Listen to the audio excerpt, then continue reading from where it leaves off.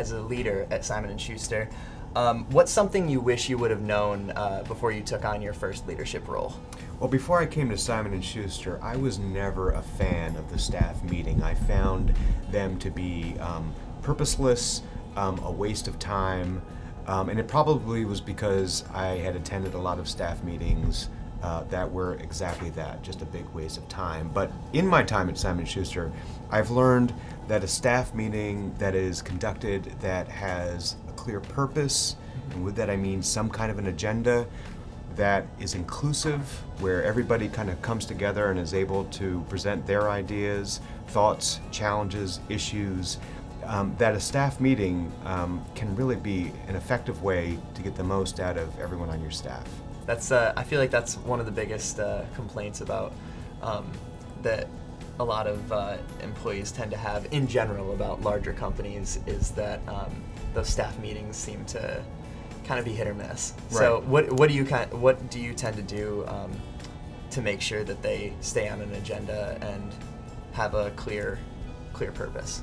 Well, one thing I'll say is what's happened in the past 20 years is with the advent of email and all other types of communication, is that we've become more isolated as workers more than ever before. Yeah. So to have that moment, whether it's once a week, every 2 weeks, where you come together, you're actually in the same room and you're talking about different ideas, for better or for worse, and coming up with solutions together, that seems to be a really great way to have everybody feel that they're contributing to a larger picture.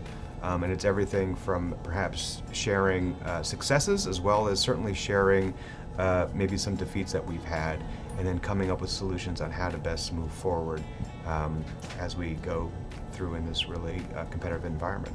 Leading on to my next question, what approaches or resources do you think have helped you become an effective leader? So there's really two things, and it's a phrase and a word that really means the same thing, but I would say consensus and buy-in.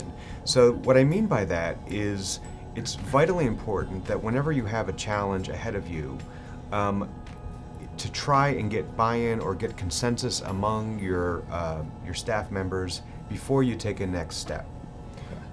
There are going to be times when you just need to say, this is how we're going to do it, I'm sorry, but we have to go this way.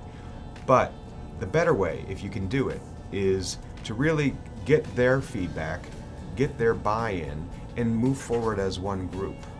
I sort of came up with this phrase in my head a while ago, but the sort of my way or the highway approach is a really lonely road to travel as a leader, and it's one to be avoided. That's awesome advice. I did that while drinking lots of gin. Well, I guess everyone has their thinking space, right? That is true.